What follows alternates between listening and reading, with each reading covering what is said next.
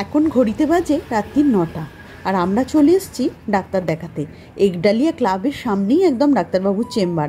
আগেও তোমাদের সাথে শেয়ার করেছিলাম, আর এতটা যখন এসেই গেছি তখন ভাবলাম একডালিয়ার পুজোটা কেমন হচ্ছে তোমাদের সাথে একটু শেয়ার করে দিই।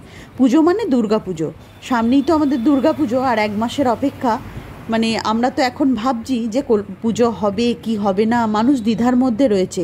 আর এবারে মানুষের মানসিক যে অবস্থা, কারোরই সেভাবে মন নেই।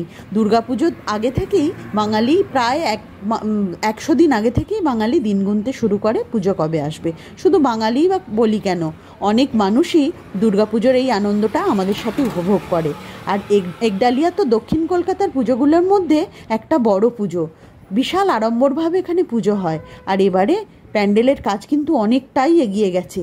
প্যান্ডেল তো বহুদিন আগে থেকেই হচ্ছে, মাস্টার অনেক দিন থেকেই পড়ছে। যাওয়া আসার পথে তো প্রায় দিনই লক্ষ্য করি, কিন্তু সেভাবে তোমাদের সাথে শেয়ার করা হয় না। আর মেলা টালাও প্রচুর বসে, বললামই তো, প্রচুর আড়ম্বর করে এখানে পুজো করা হয়, সে তো আমরা প্রায় সকলেই জানি। কিন্তু এবারের মানুষের মাথায় একটাই চিন্তা, গোটা দেশ কেন গোটা পৃথিবীই বসে আছে নির্ভয়ার একটা বিচারের আশায়। আমরা দিন গুনছি কবে একটা দিন, মানে কবে আমরা এর বিচার পাব। সেই জন্য মানুষের মানসিক অবস্থা একদমই ভালো নেই। তবুও দুর্গাপুজো তো সেভাবে আটকানো সম্ভব নয়। জানি না কতটা কি হবে, যদি তোমাদের সাথে শেয়ার করতে পারি এর পরেও কিছু কিছু তোমাদের সাথে শেয়ার করব। যাই হোক, আমাদের তো ডাক্তার দেখানো কমপ্লিট, আর এই ডাক্তারবাবুর চেম্বারে এলে 9টায় এলে 12টার আগে তো ছাড় নেই। আমরা ডিনার করেই এসছি, অনেকক্ষণ অপেক্ষা করার পর তবে ডাক্তারবাবুর দেখা মেলে। তো যাই হোক, দুজনে এখন গল্প করতে করতে যাচ্ছি, প্রায় 11:15 বেজেই গেছে। আর এই পার্কের পাশ দিয়েই যাচ্ছি।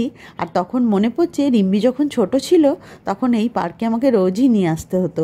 আর পাশেই কিন্তু ওদের জুনিয়র স্কুল, রিম্বির জুনিয়র স্কুল। আর এই পার্কে তখন রিম্বি একবার পার্কে না ঢুকে বাড়ি যেতে কিন্তু একদমই রাজি হতো না। আর পার্কটা দেখছি বেশ ভালো করেই সাজিয়ে গুছিয়ে নিয়েছে। আর রাস্তায় যেতে যেতে কিন্তু একটু খিদে পাচ্ছে, যেহেতু 8:30টার সময় খেয়েছি রাত্রের ডিনার, তো ওই জন্য মনে হচ্ছে কিছু একটা খাই। তো যাই হোক, আমার সাথে যে আছে সে তো মানে এক কথায় রাজি, আমার বলার আগেই বলে, কিন্তু আজকে দেখলাম সে কথা আর বলেনি। বাধ্য হয়ে আমিই বললাম চল একটু আইসক্রিম খাই।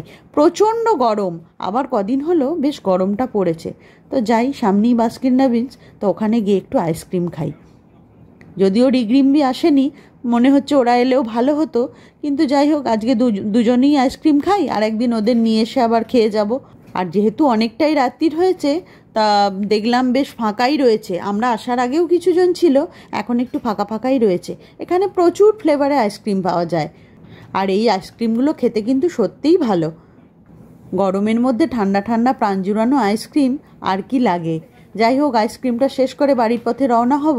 তো আজকের এই ছোট্ট ভিডিওটা তোমাদের সাথে শেয়ার করলাম একটাই কারণে, যে কলকাতায় বড় পুজোগুলোর প্যান্ডেল আদৌ হচ্ছে কি না, পুজোর কাজ কত দূর, এগুলো এটাই একটু শেয়ার করা ছিল।